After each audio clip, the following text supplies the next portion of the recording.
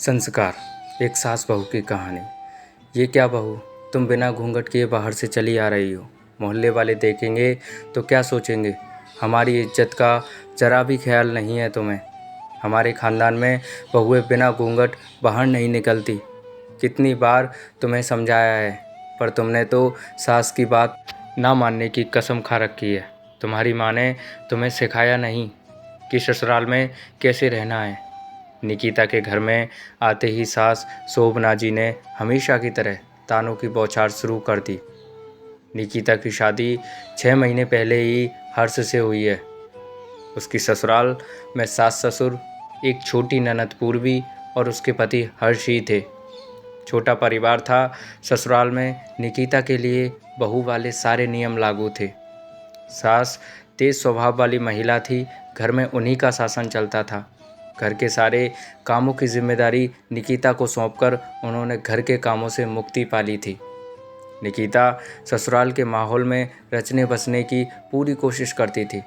घर की सारी जिम्मेदारी भी बखूबी संभालती थी, पर फिर भी कुछ गलती हो जाए तो सास ताने देना शुरू कर देती थी कि तुम्हारी माँ ने तुम्हें कुछ नहीं सिखाया, कोई संस्कार ही नहीं दिए।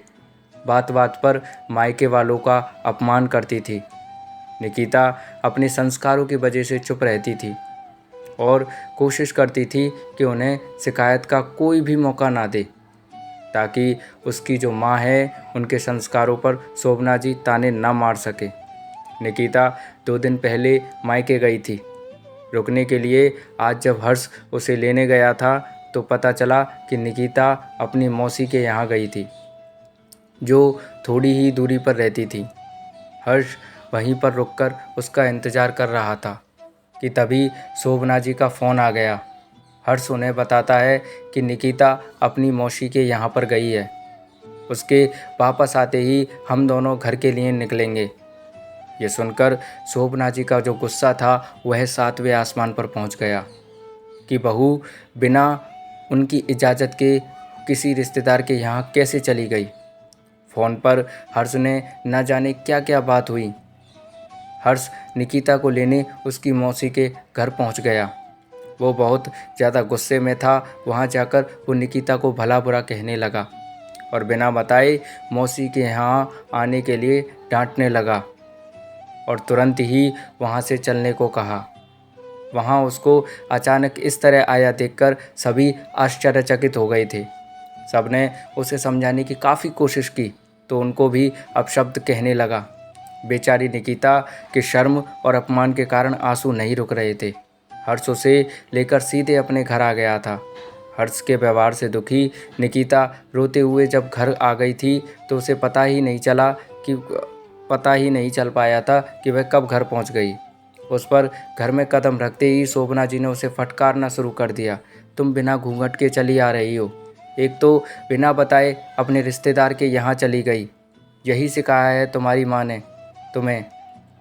निकिता जो हर्ष के बर्ताव से पहले ही बहुत क्षुब्ध थी, आते ही सास के ताने सुनकर उसका जो सब्र का बांध था वह टूट चुका था। वह बड़ी विनम्रता के साथ बोली, मम्मी जी, मेरी माँ ने मुझे बहुत कुछ सिखाया है और ससुराल में कैसे रहना है आप सिखा ही रही हैं, पर मुझे लगता है कि कुछ संस्कार आपको अपने बेटे को भी देने चाहिए थे कि दामाद होकर ससुराल में किसी के यहाँ बिना बुलाए ना पहुँच जाएं, और किसी का अपमान करने का अधिकार तो उन्हें बिल्कुल भी नहीं है, क्योंकि संस्कारों की ज़रूरत सिर्फ बहू को ही नहीं होती। हर्ष ने निकिता से कहा, तुम माँ से बदतमीज़ी कर रही हो।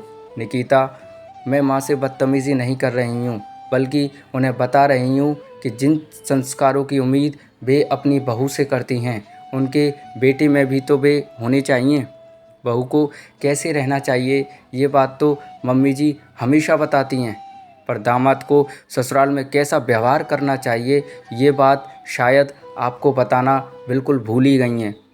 निकिता से ऐसे जवाब की दोनों को कोई उम्मीद नहीं थी। उसका जवाब सुन और उसका क्रोध देख दोनों ने शांत रहना ही उचित समझा। शोभना जी ऐसा दोबारा ना होने का आश्वासन दे अपने कमरे में चले गई। तो दोस्तों छोटी सी कहानी आपको कैसी लगी राय ज़रूर दें।